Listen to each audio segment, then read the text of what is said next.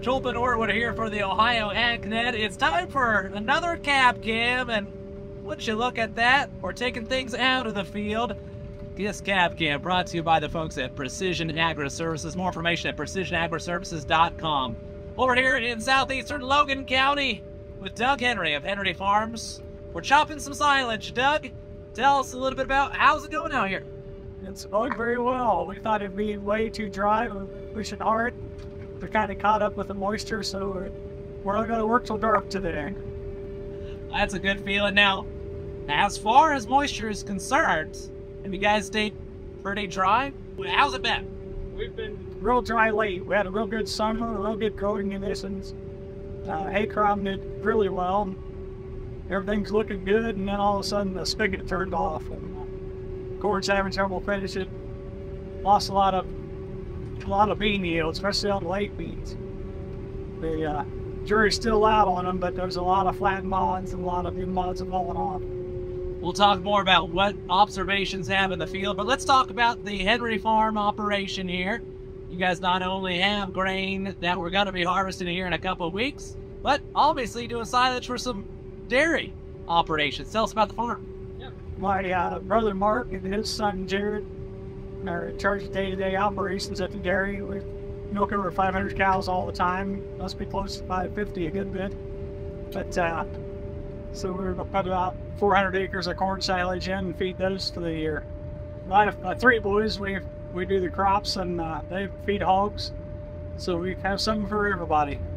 Now, do you enjoy running the chopper? I've run chopper for a long time. It's kind of like the kickoff of fall, I guess. Makes it kind of a special time. Kind of like smelling ammonia in the spring and silage in the fall. That's well said. Now, this is a nice little situation. I'm going to turn over here. Real nice way you're able to just kind of keep the logistics rolling with this dump trailer you have. Tell us about what that brings to the operation. It lets us, we're running 3 trucks. We're far enough away. It would be nice to direct chop, but then we're going to have more trucks, more help. This lets us do that with, works out pretty good. It takes about 1,000 dumps of that trailer to cover our needs for the fall. So we're just over 500, I think, here this morning's halfway. Marching along, and tell us about the piece of equipment that we're running here. It's a different shade of green that we're used to being sitting in. That's a Claus 870, running the 6-round corn head on it. Worked out real good. We've enjoyed the machine. We leased one with another family for a while and then bought our own. We used it for a lot more hay than we used to do. So let's get some hours every year now. Let's turn the conversation a little bit back to what's in the field. We're seeing some corn that you said you're happily surprised with as far as moisture content. First of all, what is that moisture? Then also, hey, this has been an interesting year for some disease and others. Let's talk about that. The first field I ran was an Inogen variety. It was also corn after corn acres. Seemed a lot more stressed. Wasn't really a disease factor, I don't think, but the corn dried off a lot faster. We were running some 61% moisture, a real light, then dry. We're running some red tail variety now that was put on the wheat stubble that's had me never pumped on it. Our moisture was 67 last night.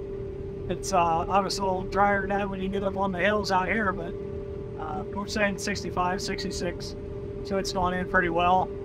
And like I said, it's let us relax a little bit. We were feeling the pressure under again in those low 60s. I would imagine so. And then also, if you kind of look, especially where the sun is shining through the leaf there, just a bit of tar spots taking around. How's that been pressuring you? This variety, the tar spot's present, but it really hasn't been much of a factor on the corn, on the plant. Other varieties, some of the other corns that we're going to shell it just killed them in a hurry. Some of them we sprayed, some of them we didn't. This was not sprayed. Obviously, stayed pretty healthy. Seems a lot more about plant health and how much stress the plant's under is how fast that disease seems to take effect. This year, 2024, now you're talking about the spigot just turned off late summer. Does it bring back memories of any other years? Do Do you remember any sort of weather this year that thinks back to times of yesteryear in your years of farming? We've had drier years that where yields were a lot more than this, but this was so late when the spigot did turn off that there's going to be some pretty good yields yet. There will be some places that they were just too dry and the plant died before the grain was mature enough. We had a dry years in 88, 2007, I think, was on the year. As far as just having it one day the spigot turned off, this is about as direct as any time we've had. Like I said, we took off a real nice fourth cutting hay, but there wouldn't have been another one. Some guys that had a late third, a late second, there's not going to be a lot of third for them. Pretty good hay here, so we had moisture all the way up till the last 30 days maybe. For somebody who's involved in an operation that's both the grain as well as livestock side, a little bit more diversified than some out there, does the positives of that ring true in a year like this when livestock prices, cattle, beef, dairy prices are not too shabby?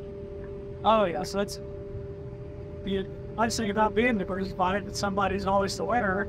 Of course, we've had some great grain years.